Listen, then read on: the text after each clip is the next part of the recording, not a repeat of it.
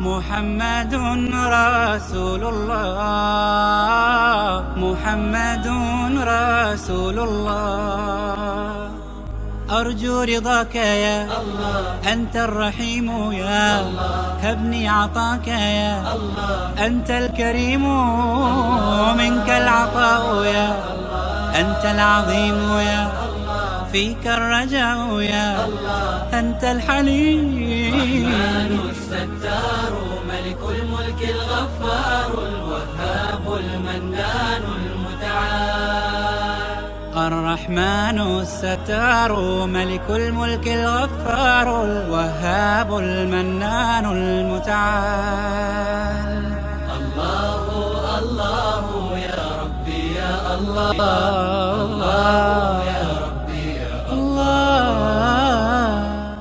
सबसे पहले इंसान हम और आप अपनी तवज्जो अपनी जात से शुरू करें कि अल्लाह सुब्हानहू तआला ने खुद हमारे अंदर ऐसी ऐसी चीजें रखी हैं, ऐसी ऐसी नियमतें पैदा फरमाई हैं। खुद इंसान के अंदर अल्लाह ने ऐसी सलाहियत और ऐसी कुव्वत रखी है तो इंसान उसी पर गौर करे, अपने वजूद पर गौर करे, अपने आप पे गौर करे तो वो अल्लाह की कुदरत और उसकी अज़मत को समझ सकता है। वफ़ी अनफुसिकुम अफ़ला तुबसिरून, अल्लाह फरमाते हैं वफ़ी अनफुसिकुम अफ़ला तुबसिरून, तुम्हारे वजूद के अंदर, खुद तुम्हारे अंदर ऐसी ऐसी निशानियां मौजूद हैं, अल्लाह की कुदरत और ताकत के नमूने मौजूद हैं। अफ़ला तुबसिरून, क्या तुम देखते नहीं? क्या तुम देखते नहीं? क्या तुम गौर नहीं करते? इन आंखों को देखने की सलाहियत, इन आंखों के अंदर कुव्वत बसारत पैदा करने वाला, इन हाथों के अंदर पकड़ने और छूने और महसूस करने की सलाहियत पैदा करने वाला, इस जुबान के अंदर बोलने की कुव्वत देने वाला, इस कान के अंदर सुनने की कुव्वत देने वाला, इस नाक के अंदर सूंघने की कुव्वत देने वाला और पैर के अंदर चलने की कुव्वत देने वाला और दिलो दिमाग के अंदर सोचने और समझने की सलाहियत देने वाला। मेरे भाइयों गौर करें, अल्लाह सुब्हानहू व तआला दुनिया के अंदर एक आदम से बेशुमार इंसान पैदा फरमाए। सबकी रंग अलग, सबकी शक्ल अलग, सबकी सोच, सबके सोचने और समझने की सलाहियत अलग, बल्कि मेरे भाइयों हर इंसान के उंगलियों की और के निशानात और लकीरें भी अलग हैं। जितनी चीजें हैं आसमान और जमीन के दरमियान, हमने इन्हें 6 दिनों में पैदा करवाया है, 6 दिनों पैदा किया। इतनी बड़ी कायनात, इतनी बड़ी मखलूकात, ये आसमान हम मामूली समझते हैं। मेरे भाइयों, ये आसमान अल्लाह सुब्हानहू तआला इस आसमान को रोके हुए है कि वो गिर न जाए। ये आसमान किसी दीवार पर नहीं रुका हुआ है, ये आसमान किसी सुतून पर नहीं रुका हुआ है, इस आसमान को फरिश्ते नहीं रोके हुए हैं, अल्लाह सुब्हानहू तआला रोके हुए है। अल्लाह अपना कुरान के अंदर वयुमसिकुस समा अन तक़अ अलल अर्द इल्ला बिइज़्निही, वो अल्लाह है जो आसमान को रोके हुए है कि जमीन पर गिर न जाए, इल्ला बिइज़्निही, मगर अल्लाह के हुक्म से। ये आसमान अल्लाह के हुक्म से रुका हुआ है, अल्लाह के हुक्म से रुका हुआ है। बिग़ैरि अमदिन तरौनहा, इस पर आसमान किसी सुतून पर नहीं रुका हुआ है, किसी दीवार पर नहीं रुका हुआ है।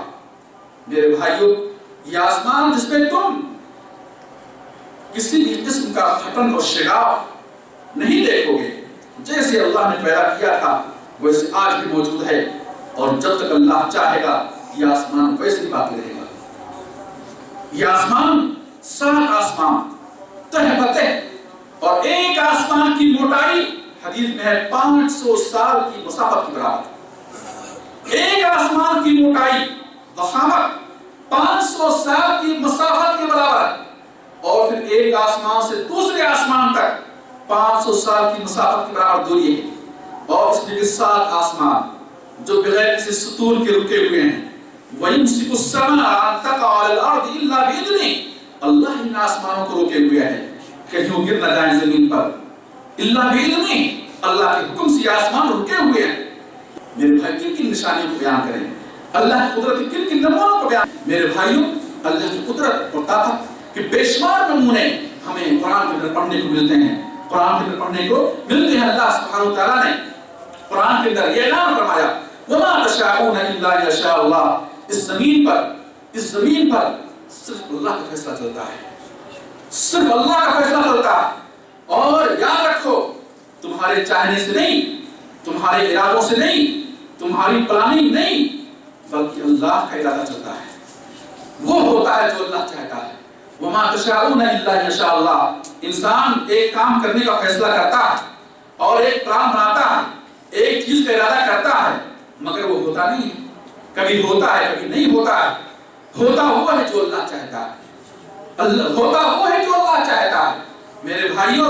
میرے بھائیوں دنیا کے اندر جتنی قوتیں ہیں، جس شکل میں ہیں، چاہے وہ انسانوں کی شکل میں ہو، چاہے وہ جانوروں کی شکل میں ہو، چاہے وہ درندوں کی شکل میں ہو، جتنی قوتیں ہیں، چاہے وہ مخلوقات کی شکل میں ہو، چاہے وہ ہوا کی قوت ہو، چاہے وہ آگ کی قوت ہو، چاہے وہ پانی کی قوت ہو، چاہے وہ پہاڑ پتھر کی قوت ہو، چاہے وہ لوہے اور معدنیات کی قوت ہو، جتنی قوتیں ہیں، یاد رکھو ان ساری قوتوں کو پیدا کرنے والا کون ہے؟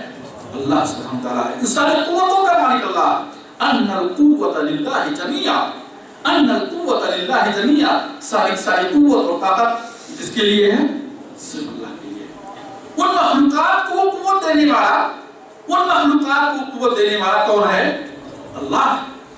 یہ آگ جو لوہے کو پگھلا کر پانی بنا دیتی ہے، یہ آگ میرے بھائیوں اس کے اندر جلانے کی قوت دینے والا کون ہے؟ اللہ۔ مگر یہی آگ جب اللہ نے چاہا تو اس سے جلانے کی قوت کو چھین لیا۔ جو ابراہیم علیہ السلام کو ان کی قوم نے آگ میں ڈالا تو اللہ نے آگ کو حکم دیا قلنا یا نار کونی بردن وسلام علی ابراہیم، اے آگ تو ابراہیم پر ٹھنڈی ہو جا، سلامتی والی ہو جا۔ میرے بھائیو اللہ سبحانہ تعالیٰ نے آگ سے قوت چھین لی، ساری قوتوں کا مالک اللہ سبحانہ تعالیٰ ہے۔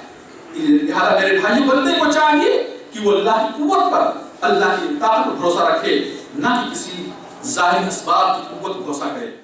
اللہ اللہ یا ربی یا اللہ، اللہ